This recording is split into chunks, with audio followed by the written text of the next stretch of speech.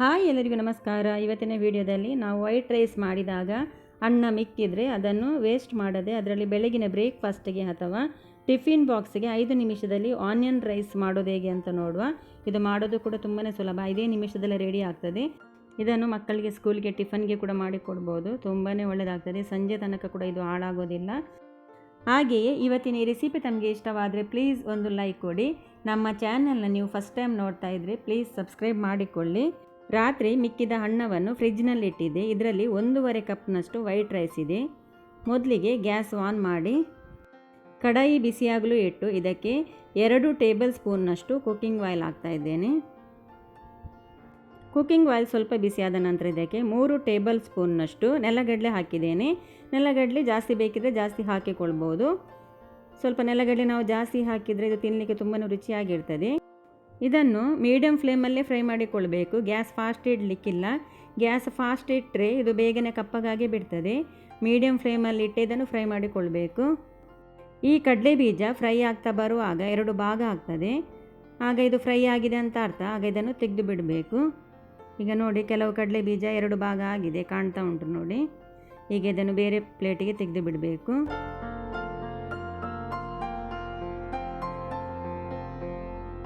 ಕಡಲೆ ಬೀಜ ತೆಗೆದು ಉಳಿದ ಎಣ್ಣೆಗೆ ನಾನಿಲ್ಲಿ 1 ಚಮಚದಷ್ಟು ತುಪ್ಪ ಹಾಕಿದ್ದೇನೆ. ತುಪ್ಪ ಹಾಕೋದು ಆಪ್ಷನಲ್ಲು, ಬೇಕಿದ್ರೆ ಹಾಕ್ಬೋದು, ಬೇಡದಿದ್ದರೆ ಸ್ಕಿಪ್ ಮಾಡ್ಬೋದು. ಈಗ ಇದಕ್ಕೆ ಒಂದು ಅರ್ಧ ಟೀ ಸ್ಪೂನ್ನಷ್ಟು ಸಾಸಿವೆ ಹಾಕ್ತಾ ಇದ್ದೇನೆ. ಸಾಸಿವೆ ಚೆನ್ನಾಗಿ ಚಟಪಟ ಸಿಡಿಬೇಕು. ಸಾಸಿವೆ ಸಿಡಿದ ನಂತರ ಇದಕ್ಕೆ ಅರ್ಧ ಟೀ ಸ್ಪೂನ್ನಷ್ಟು ಜೀರಿಗೆ ಹಾಕ್ತಾ ಇದ್ದೇನೆ. ಜೀರಿಗೆ ಚೆನ್ನಾಗಿ ಫ್ರೈ ಆಗಬೇಕು. ಜೀರಿಗೆ ಸರಿಯಾಗಿ ಫ್ರೈ ಆದ ನಂತರ ಇದಕ್ಕೆ 2 ಕಟ್ ಮಾಡಿದ ಈರುಳ್ಳಿ ಹಾಕ್ತಾ ಇದ್ದೇನೆ. ಈರುಳ್ಳಿ ಹಾಕಿ ಈರುಳ್ಳಿಯನ್ನು ಕೂಡ ಚೆನ್ನಾಗಿ ಕೆಂಪಗೆ ಫ್ರೈ ಆಗುವ ತನಕ ಇದನ್ನು ಗೋಲ್ಡನ್ ಕಲರ್ ಆಗುವ ತನಕ ಇದನ್ನು ಫ್ರೈ ಮಾಡಿಕೊಳ್ಬೇಕು. ಈರುಳ್ಳಿ ಚೆನ್ನಾಗಿ ಫ್ರೈ ಆಗಿ ನೋಡಿ ಇಷ್ಟು ಕೆಂಪಗೆ ಫ್ರೈ ಆದ ನಂತರ ಇದಕ್ಕೆ ಈಗ ಮಸಾಲೆಯನ್ನು ಹಾಕಿಕೊಳ್ಬೇಕು. ಇದಕ್ಕೆ ಜಾಸ್ತಿ ಮಸಾಲೆಯನ್ನು ಹಾಕಲಿಕ್ಕಿಲ್ಲ. ನಾನಿಲ್ಲಿ 1/4 ಟೀ ಸ್ಪೂನ್ನಷ್ಟು ಅರಶಿನ ಪುಡಿ ಹಾಕ್ತಾ ಇದ್ದೇನೆ. ಅರಶಿನ ಪುಡಿ ಸ್ವಲ್ಪ ಜಾಸ್ತಿ, ಹಾಗಾಗಿ 1/4 ಟೀ ಸ್ಪೂನ್ ಹಾಕಿದ್ದೇನೆ. ಹಾಗೆ ನಮ್ಮ ಖಾರಕ್ಕೆ ತಕ್ಕಾಗಿ ಮೆಣಸಿನ ಪುಡಿ ಹಾಕಿಕೊಳ್ಬೇಕು, ಖಾರದ ಪುಡಿ. ಇದು ಮೆಣಸಿನ ಪುಡಿ ಜಾಸ್ತಿ ಖಾರ ಇಲ್ಲ, ಹಾಗಾಗಿ ಅರ್ಧ ಟೀ ಸ್ಪೂನ್ ಹಾಕಿದ್ದೇನೆ. ನಮ್ಮ ಖಾರಕ್ಕೆ ತಕ್ಕಾಗಿ ಮೆಣಸಿನ ಪುಡಿ ಹೆಚ್ಚು ಕಡಿಮೆ ಹಾಕಿಕೊಳ್ಬೋದು. ಈಗ ಮೆಣಸಿನ ಪುಡಿ ಹಾಕಿ ಅರ್ಧ ನಿಮಿಷನೂ ಬೇಡ, ಸ್ವಲ್ಪ ಫ್ರೈ ಆದ ಕೂಡಲೇ ಇದಕ್ಕೆ ಈ ಉಳಿದ ಅನ್ನವನ್ನು ಹಾಕಿಕೊಳ್ಬೇಕು. ಹಾಗೆಯೇ ಇದಕ್ಕೆ ಫ್ರೈ ಮಾಡಿಟ್ಟ ಈ ನೆಲಗಡಲೆಯನ್ನು ಕೂಡ ಹಾಕಿಕೊಳ್ಬೇಕು. ಈಗ ಇದಕ್ಕೆ ಉಪ್ಪು ನೋಡಿ ರುಚಿಗೆ ತಕ್ಕಷ್ಟು ಉಪ್ಪು ಹಾಕಿಕೊಳ್ಬೇಕು. ನಾವಿಲ್ಲಿ ವೈಟ್ ರೈಸ್ ಬೇಯಿಸುವಾಗ ಕೂಡ ಸ್ವಲ್ಪ ಉಪ್ಪು ಹಾಕಿದ್ದೇನೆ, ಹಾಗಾಗಿ ಸ್ವಲ್ಪ ಉಪ್ಪು ಹಾಕ್ತಾ ಇದ್ದೇನೆ. ಹಾಗೆಯೇ ರುಚಿಗೆ ತಕ್ಕಷ್ಟು ಸ್ವಲ್ಪ 1/4 ಟೀ ಸ್ಪೂನ್ನಷ್ಟು ಸಕ್ಕರೆ ಕೂಡ ಹಾಕ್ತಾ ಇದ್ದೇನೆ. ಮಕ್ಕಳಿಗೆ ಟಿಫಿನ್ ಬಾಕ್ಸ್ಗೆ ಮಾಡಿ ಕೊಡೋದಾದರೆ ಒಂದು ಅರ್ಧ ಟೀ ಸ್ಪೂನ್ನಷ್ಟು ಸಕ್ಕರೆ ಹಾಕಿ, ತುಂಬಾ ರುಚಿಯಾಗಿರ್ತದೆ ತಿನ್ನಲಿಕ್ಕೆ. ಸಕ್ಕರೆ ತಿನ್ನದವರಾದರೆ ಸಕ್ಕರೆ ಹಾಕೋದು ಸ್ಕಿಪ್ ಮಾಡಿ.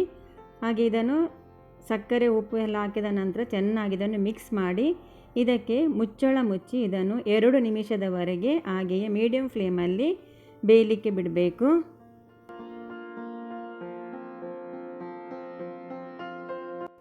ಈಗ 2 ನಿಮಿಷದ ನಂತರ ನೋಡಿ ಇದು ರೆಡಿ ಆಗಿದೆ. ಇದಕ್ಕೆ ನಾನು ಕೊತ್ತಂಬರಿ ಸೊಪ್ಪು ಅಥವಾ ಲಿಂಬೆ ರಸ ಏನು ಹಾಕ್ತಾ ಇಲ್ಲ. ಇದನ್ನು ನಾವು ಸಲಾಡ್ ಜೊತೆ ಅಥವಾ ಮೊಸರು ಜೊತೆ ತಿನ್ನುವುದಾದರೆ ಲಿಂಬೆ ರಸ ಹಾಕಬೇಕಾದ ಅಗತ್ಯ ಇಲ್ಲ.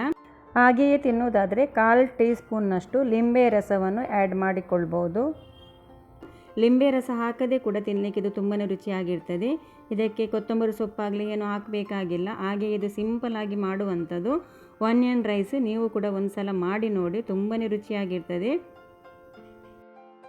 ಇದಕ್ಕೆ ಈರುಳ್ಳಿ ಫ್ರೈ ಮಾಡುವಾಗ ಚೆನ್ನಾಗಿ ಕೆಂಪಾಗಿ ಈರುಳ್ಳಿ ಫ್ರೈ ಆದ ನಂತರವೇ ಇದಕ್ಕೆ ರೈಸನ್ನು ಹಾಕಿಕೊಳ್ಬೇಕು, ಆಗಲೇ ಇದು ತಿನ್ನಲಿಕ್ಕೆ ರುಚಿ.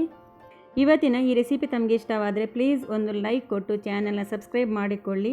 ಹಾಗೆಯೇ ನಿಮ್ಮ ಫ್ರೆಂಡ್ಸ್ ಫ್ಯಾಮಿಲಿ ಜೊತೆ ಈ ರೆಸಿಪಿನ ಶೇರ್ ಮಾಡಿ. ಈ ವಿಡಿಯೋ ನೋಡಿದ್ದಕ್ಕಾಗಿ ತಮಗೆಲ್ಲರಿಗೂ ಧನ್ಯವಾದಗಳು.